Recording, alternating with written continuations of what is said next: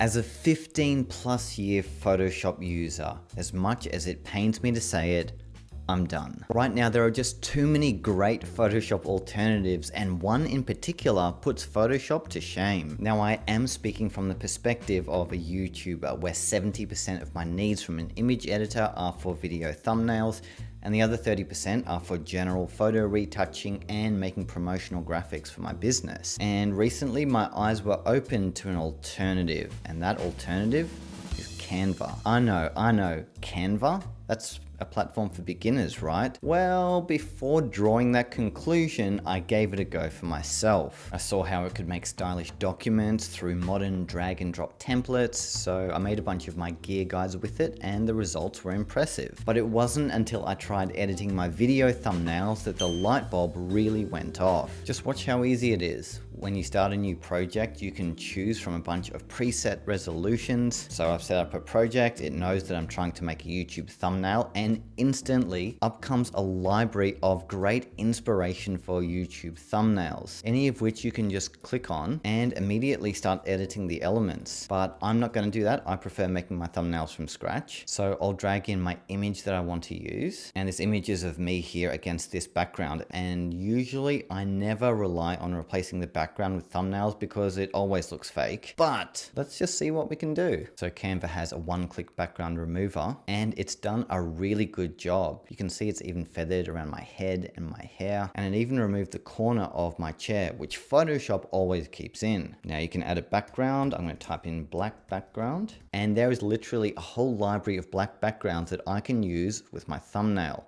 I'm going to choose this one and expand it. I'm going to blur it. I'm doing this, by the way, so the background has a little bit of texture and light changes, which looks more natural than a plain color. And just like Photoshop, Canva has a layers menu. So I'm just going to drag that down, and now it's behind me. I'll resize myself and do some color correction. And what I love about color correcting in Canva is it's automatically non-destructive. So I could move on with my edits and do something else. And then when I come back to this image, all of my changes are still here if I want to dial things back a bit. Okay, that's looking good. Now I want to add the Photoshop logo. And another amazing feature of Canva is it keeps a full library here of all the assets you use with your edits. So I have used the Photoshop logo already, so it's just as simple as drag and drop, and there it is. I'm going to change the layer position so it's behind my hand. Next, I'll put some question marks on the right hand side. And finally, I need a red arrow to connect the two. So what I'm going to do is search elements for arrow, and here under graphics is a library of royalty-free graphics and shapes that you can use with your projects. So I'm going to use this arrow here. While it is white, you can easily change the color here in the settings. I remember when I used to try and find a red arrow previously, they're not easy to generate in Photoshop. I'd have to dig through Google and find royalty-free arrows, which seems ridiculous, but literally I've just found one in 2 seconds and made it red. And it's super high resolution and can be scaled up infinitely. I'll put that behind my head. Just reposition it a bit more. Let's add a glow. Here we go. I'm going to make this nice and big and place it behind me. And already this thumbnail looks awesome. I think that took me maybe 5 minutes. Here's the before.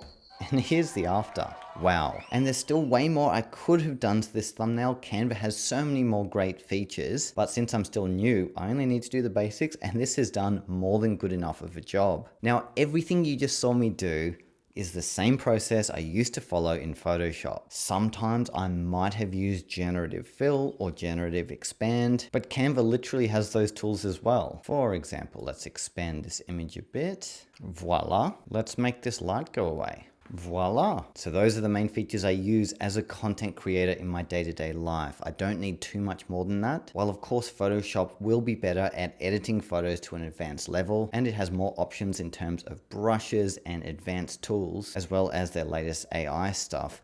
But those things aren't the main thing you need as a content creator. The much more important factor if you're a photo or video creator is a fast workflow. And I just feel like Photoshop and Premiere haven't made much progress over the years in terms of speeding this up. Features as simple as an inbuilt library or text, image, and graphic templates that can be imported with one click. For me personally, those things are way more important, and it means that I can produce work faster, which solves my main problem as a content creator of not being able to work fast enough and having to source things from different libraries and is it royalty free and blah blah blah. This video is not sponsored by Canva, by the way. And then on top of that, Photoshop is nearly double the price of Canva. Canva right now is $12.99 USD a month if you go month to month, whereas Photoshop is $34.49 a month for the Photoshop app only, which is over $250 USD a year. Now, I'm not meaning for this to be an anti-Adobe rant because I have been a happy Adobe customer for the past 15 years. However, I will say that Photoshop has always felt like a premium product.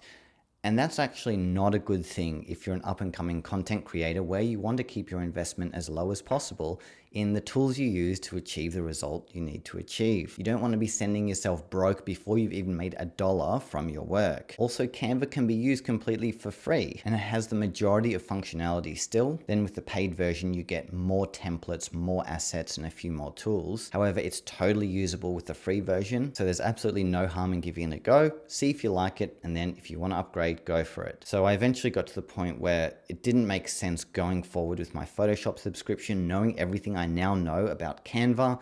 Not only is it a great image and thumbnail maker, but it makes amazing documents and any kind of visual design or file that you can do on a computer, Canva can probably do. So it really is an all-in-one software that is a great choice for content creators. I remember at the start of this year, I also switched from Adobe Premiere to CapCut and DaVinci Resolve.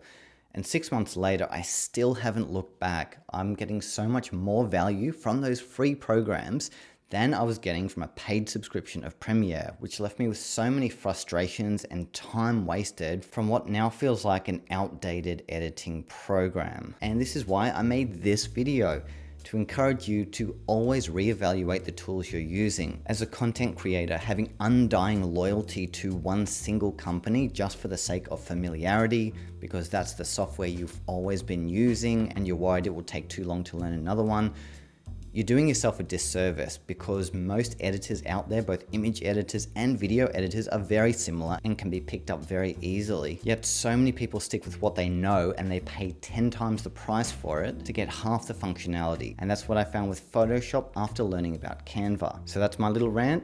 Again, totally not sponsored by Canva, just my honest opinion as a content creator. Are you currently using Photoshop and are you considering alternatives? Are there any others that you also like? If so, let me know down below. And if you make videos for YouTube, the exact same thing has happened with Premiere Pro, with newer and better alternatives coming out in CapCut and DaVinci Resolve, both of which are completely free. You can learn more about them here in this video.